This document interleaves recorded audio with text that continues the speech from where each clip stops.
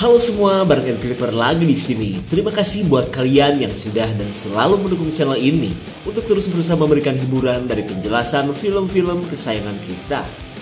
Dan untuk kali ini, Clipper akan ngasih klip seru dan review sebuah film yang berjudul The Stalking Film. Bercerita tentang sebuah program aneh militer Amrik untuk menjadikan para mantan tentara menjadi seorang psikopat. Dan yang lebih mengerikannya lagi, program tersebut mengharuskan para tentara menghabisi warga sipil yang sudah disiapkan. Kalian pun akan menyaksikan perjuangan para korban saat mereka diburu dan bertahan hidup di dalam hutan yang penuh dengan jebakan. Baiklah, tanpa berlama-lama kita langsung saja ke ceritanya. Tonton sampai habis, subrek dan kasih tahu teman-teman kalian. Cerita berawal dari pelarian seorang warga biasa saat ia menjadi buruan terakhir para tentara. Tapi kita belum tahu nih, apa tujuan dari dibuatnya program aneh dan mengerikan ini.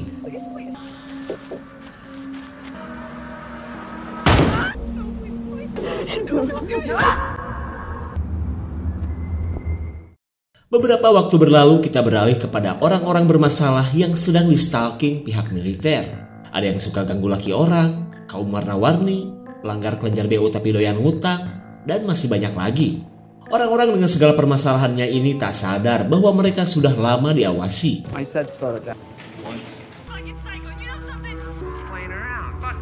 Sampai tiba waktunya mereka pun akhirnya diculik untuk dijadikan korban dalam program pihak militer.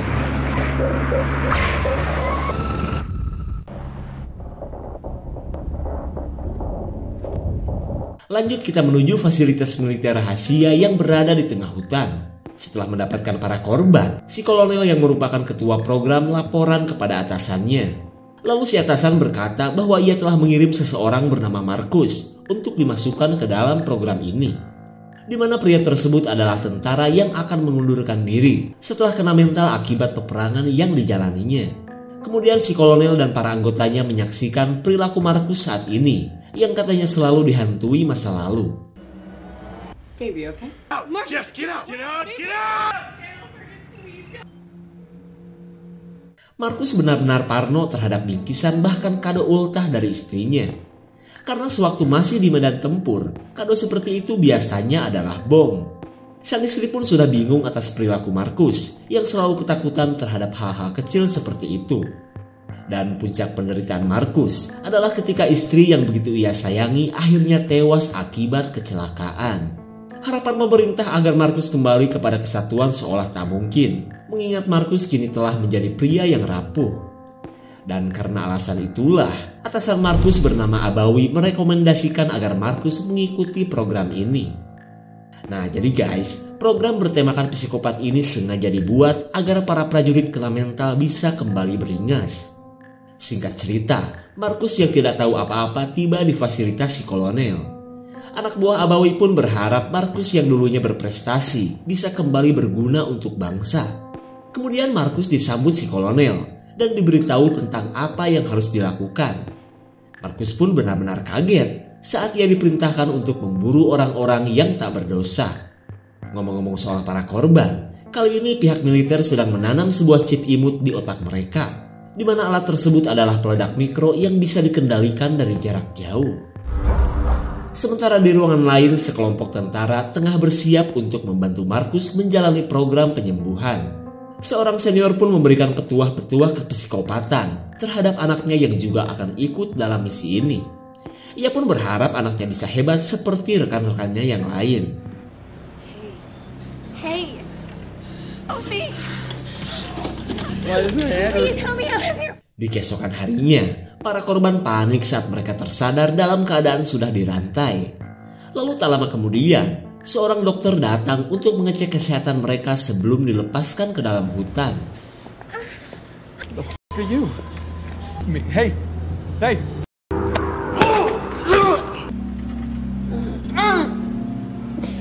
Setelah pemeriksaan dilakukan, si dokter pun berkata bahwa kelima orang ini dalam keadaan sehat dan siap untuk diburu. Kemudian Abawi mengumumkan tentang apa yang sebenarnya akan dijalani orang-orang ini. Meskipun terbilang cara yang sadis, tapi program pengobatan ini efektif bagi para prajurit kena mental. Abawi pun berkata harusnya kelima orang ini bangga karena pengorbanan mereka sangat berarti bagi negara. Ya daripada kembali pada kehidupan mereka yang banyak masalah. Tapi boro-boro merasa bangga, yang ada mereka tidak habis pikir dengan kelakuan militer negaranya. Apalagi bagi si janda miskin yang bernama Sarah. Bukannya mendapatkan bansos atau dilunasi hutang pinjolnya, ia malah dijadikan korban seperti ini. Kemudian Abawi mengingatkan mereka untuk jangan coba-coba kabur dari hutan. Karena jika itu terjadi, ia tidak akan segan-segan meledakkan alat yang sudah terpasang di kepala mereka. Saat semuanya ketakutan, Abawi memerintahkan anggotanya untuk mempersiapkan semuanya. Karena program tentara ngeplek Jawer ini akan segera dimulai. Lanjut, Abawi dan si kolonel memberi pengarahan terhadap Markus. Karena dari tadi, Markus cuma bengong seolah tidak setuju dengan perburuan ini. Namun karena ia sudah ingin move on dari keterpurukannya, Markus yang sebenarnya masih ragu memberanikan diri untuk melakukannya. Tiba saatnya Sarah dan keempat orang lainnya dilepas dan disuruh bersembunyi di dalam hutan. Mereka pun memiliki waktu 1 jam untuk kabur sebelum para tentara memburu mereka.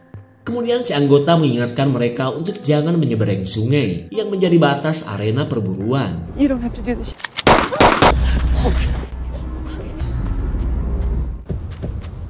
Where are we? I'll stop and check. Setelah cukup jauh berlari, pria bernama Lance begitu kekeh ingin kabur melintasi sungai. Karena meskipun beresiko, setidaknya ia tidak tewas oleh para tentara. Lalu ketika yang lain melarang, tiba-tiba mereka menemukan sesosok jasad yang merupakan si wanita di awal film tadi. Oh my God. Being of use. Kondisi jasad yang begitu mengerikan jelas membuat mereka semakin ketakutan.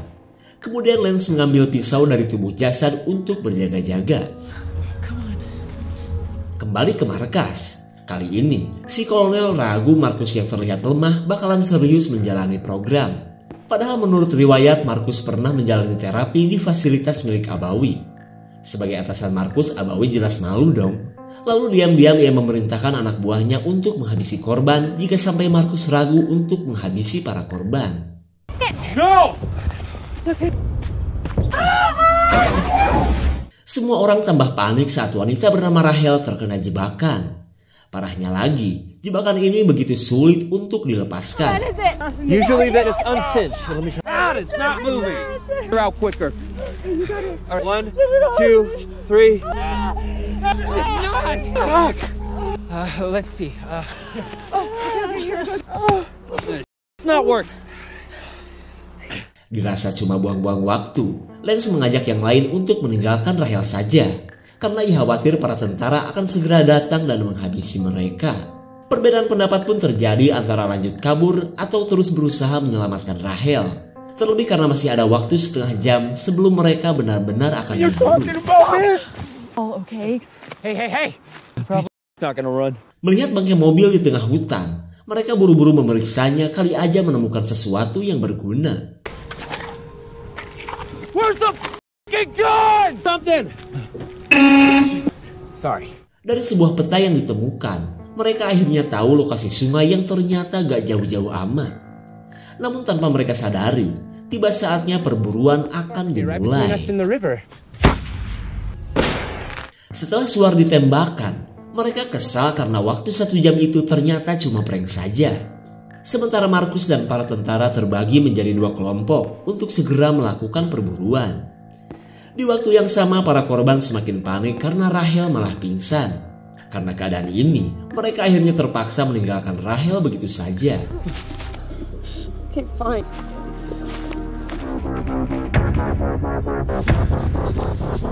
I don't see anybody.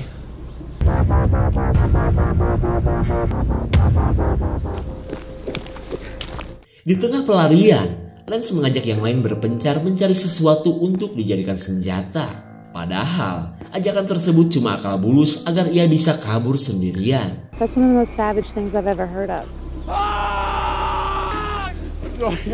For a good reason. Sarah dan Kyle tidak menyangka Lance dengan tega telah melukai pria bernama Chris. Kemudian Kyle bergegas mengejar Lance yang sedang kabur menuju sungai.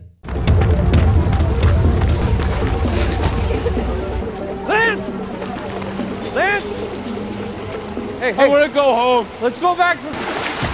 Lance, You want to go home? Easy.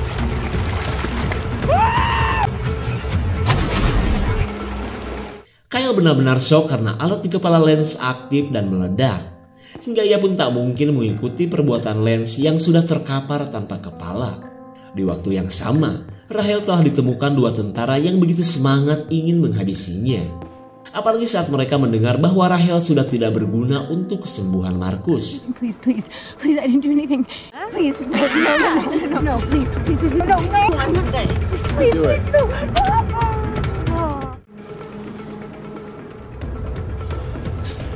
Saat Markus dan para tentara datang, Sarah terpaksa meninggalkan Chris yang terluka akibat urat cekernya sudah putus. Hingga ia pun hanya bisa melihat ketika para tentara menemukan pria malang ini.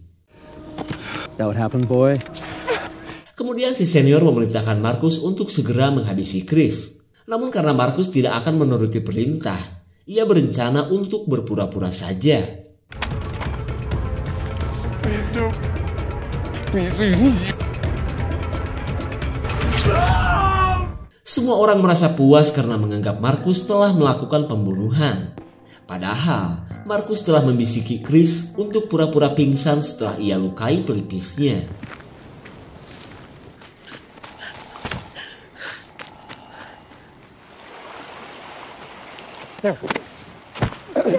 Ketika Sarah bertemu dengan Kyle, mereka saling menceritakan kengerian yang telah terjadi.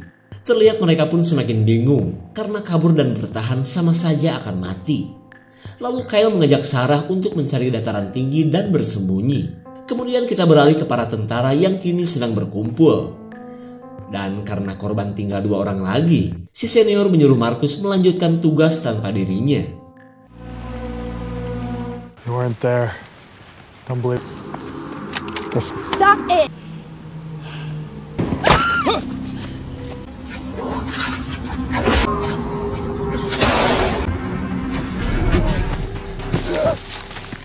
Setelah menghabisi 2 tentara, Markus pun mencari tentara lainnya. Sementara Kyle dan Sarah tidak mengerti kenapa para tentara malah saling bunuh. Begitupun dengan si kolonel. Apalagi ia tidak terima anggota terbaiknya malah dibunuh Markus, si pasien abawi.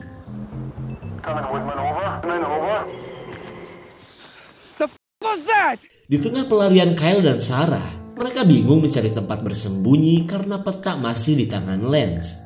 Lalu Sarah nekat mengajak Kyle menuju markas si kolonel. Siapa tahu aja mereka mendapat petunjuk. Meskipun berbahaya, mereka akhirnya sepakat untuk pergi ke tempat tersebut.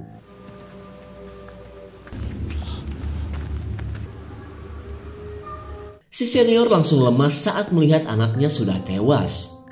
Akan tetapi ia bisa menebak bahwa semua ini pasti kelakuan Markus. Kemudian ia dan rekannya bergegas untuk mencari dan menghabisi Markus. Mereka pun sudah tidak peduli ketika si kolonel menyuruh untuk kembali ke dalam markas. We'll find them. I don't know where we are. Okay, this is not hopeless.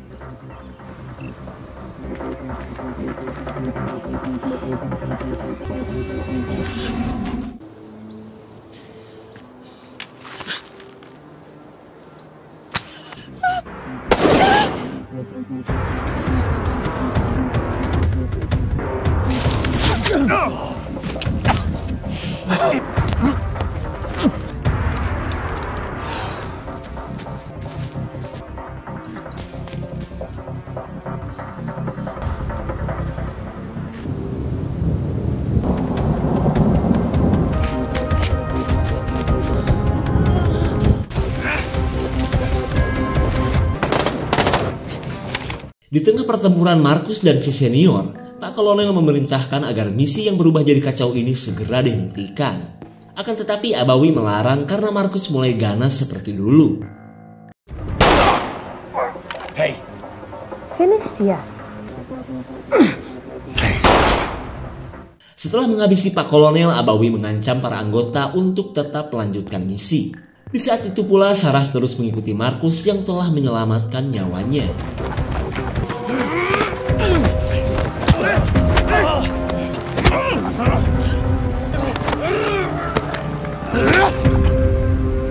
Pertarungan yang melelahkan ini akhirnya dimenangkan oleh Markus. Kemudian ia lanjut menuju markas untuk menghabisi semua yang terlibat dalam program psikopat ini.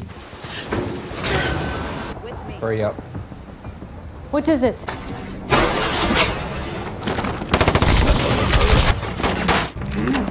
Meskipun Abawi terkena tembakan, tapi ia dan anak buahnya berhasil kabur. Dan tak lama kemudian, Sarah datang ketika markas sudah porak-poranda. Sarah benar-benar marah karena Kyle selalu meninggalkannya.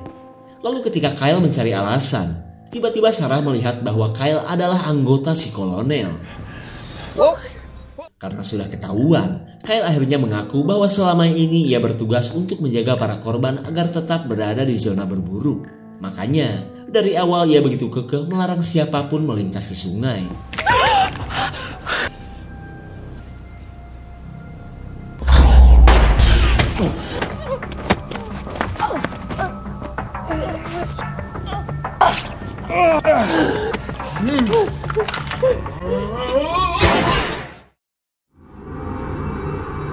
Selang beberapa saat, Sarah panik saat melihat Chris yang dianggap telah tewas mendatanginya. Namun setelah Chris menjelaskan semuanya, Sarah akhirnya sadar berkat bantuan Markuslah mereka akhirnya selamat. Lalu tiba-tiba Abawi yang berhasil kabur menghubungi mereka. Lalu ia menjelaskan bahwa usahanya membuat Markus kembali seperti dulu telah berhasil, di mana semua itu berkat program penguntitan yang telah dilakukannya kepada Markus. Karena semenjak Markus pulang dari medan perang, ia terus mengikuti dan menyelidiki Markus. Bahkan Abawi mengaku bahwa penyebab kematian istri Markus adalah perbuatannya, di mana semua itu ia lakukan agar Markus tidak menjadi pria yang cengeng. Abawi pun merasa bangga atas keberhasilannya, hingga ia pun berencana akan melaporkan program penguntitan buatannya ke Dewan Militer.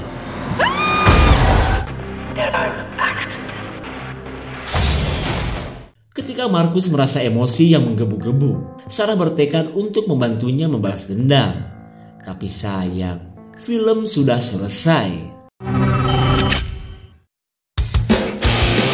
Ending yang bikin nyesek kan? Apalagi buat Markus yang kini sudah mengetahui siapa dalang dari keterpurukannya selama ini. Karena siapa sangka, demi program penguntitan Abawi telah mengorbankan Markus sebagai kelinci percobaan. Bahkan ia dengan tega memasukkan Markus ke program psikopat milik si kolonel. Namun setelah melewati perjuangan yang melelahkan, Markus berhasil mengobrak-abrik program aneh ini. Meskipun seperti yang kita tahu, ending film ini masih ngambang. Kita tunggu saja kelanjutannya. Segitu saja untuk klip dan review kali ini. Terima kasih dan sampai jumpa.